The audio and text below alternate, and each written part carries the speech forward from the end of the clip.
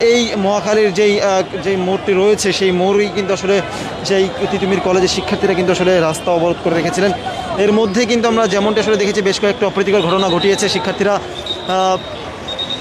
যে ঢাকাগামী যে ট্রেনটি ছিল বেশ কয়েকটি ট্রেন কিন্তু আসলে আটকে দেয় এবং পরবর্তীতে কিন্তু আমরা দেখেছি রাস্তা আটকে দেওয়ার পরে কিন্তু একটা ট্রেনে কিন্তু হামলা এবং ভাঙচুর চালানো হয়েছে এবং একই সাথে কিন্তু তারা যে আলটিমেটামটি দিচ্ছে তিতুমির কলেজকে বিশ্ববিদ্যালয়ের দাবিতে কিন্তু আসলে তারা যে আলটিমেটাম দিয়েছে সেই আলটিমেটাম অনুযায়ী তারা দুইজন প্রতিনিধি আসলে সচিবালয়ে গিয়েছেন উপদেষ্টাদের সাথে বৈঠকে।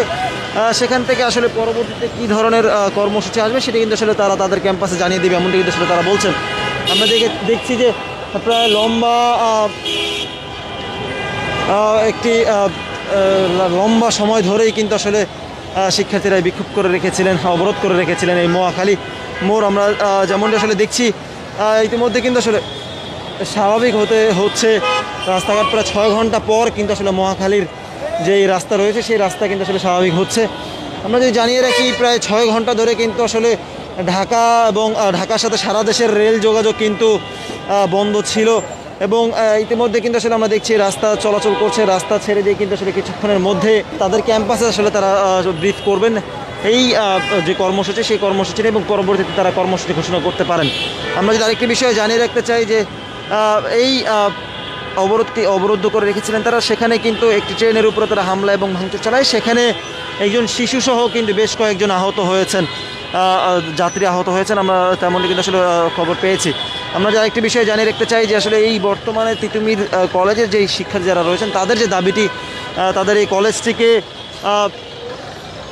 কলেজটিকে বিশ্ববিদ্যালয়ে রূপান্তর করার দাবিতে কিন্তু আসলে শিক্ষার্থীরা এই আজকে অবরোধ করছেন এবং একই সাথে আমরা যদি জানিয়ে রাখতে চাই যে এই আন্দোলনকে ঘিরে এক প্রকার প্রায় ঢাকা শহর যান চলাচল এবং সব ধরনের চলাচল কিন্তু আসলে একেবারে স্থবির হয়ে পড়েছিল। ফলে কিন্তু আসলে ঢাকা শহরের বিভিন্ন জায়গায় কিন্তু তীব্র যানজট আমরা দেখেছি। সেই মহাখালী থেকে আমরা যদি বলতে চাই যে মহাখালী বাস স্ট্যান্ডের আগে থেকে কিন্তু আসলে তেজগাঁর ওদিক থেকে কিন্তু রাস্তা জ্যাম এবং একই সাথে যদি এই রুটটি বলতে চাই যে বিজয় সরণির পর থেকে কিন্তু আসলে এই রাস্তাটি জ্যাম ছিল। একই সাথে যেই ঢাকার সাথে যেই রেল যোগাযোগ সারা দেশের রেল যোগাযোগ কিন্তু আসলে বন্ধ হয়ে গিয়েছিল। আমরা দেখছি এখন কিন্তু আসলে আইনশৃঙ্খলা রক্ষাকারী বাহিনীর যৌথ উদ্যোগে কিন্তু এই রাস্তা চলাচল স্বাভাবিক হচ্ছে এবং আমরা যেমনটি আসলে দেখেছি দীর্ঘ 6 ঘন্টা ধরেই কিন্তু আসলে শিক্ষার্থীরা তারা এই আন্দোলন অবরোধ করেছেন এবং সেই অবরোধে কিন্তু আসলে তারা ইতিমধ্যে রাস্তা ছেড়েছেন। আমরা দেখছি যেই গাড়ি যে যান চলাচল যেগুলো রয়েছে সেগুলো প্রায় 6 ঘন্টা পর কিন্তু আসলে রাস্তায় গাড়ি চলাচল করছে।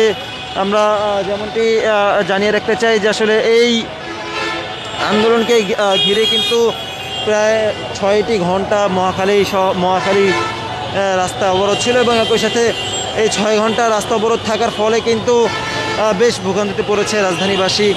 আমরা আরেকটি বিষয় যদি একটু জানিয়ে রাখতে চাই এই আন্দোলনকে ঘিরেই যে আসলে তারা সর্বশেষ যাওয়ার আগে যেই হুঁশিয়ারি দিয়েছেন সেটি হচ্ছে আগামীকাল তারা বড় পরিসরে আবারও মাঠে নামার হুঁশিয়ারি দিচ্ছেন। একই সাথে তারা কিছুক্ষণের মধ্যে তাদের যে ক্যাম্পাস রয়েছে মহাখালী ক্যাম্পাস সেই ক্যাম্পাসে তারা একটি সংবাদ সম্মেলন করবে এবং সেখানে তারা জানাবেন যে আসলে পরবর্তীতে তারা কি ধরনের সিদ্ধান্ত নিতে যাচ্ছেন। দর্শক বিদায় নিচ্ছি, পরবর্তী আবার আপডেট নিয়ে আপনার সাথে যুক্ত হবো। সে পর্যন্ত সাথে থাকুন, সুস্থ থাকুন।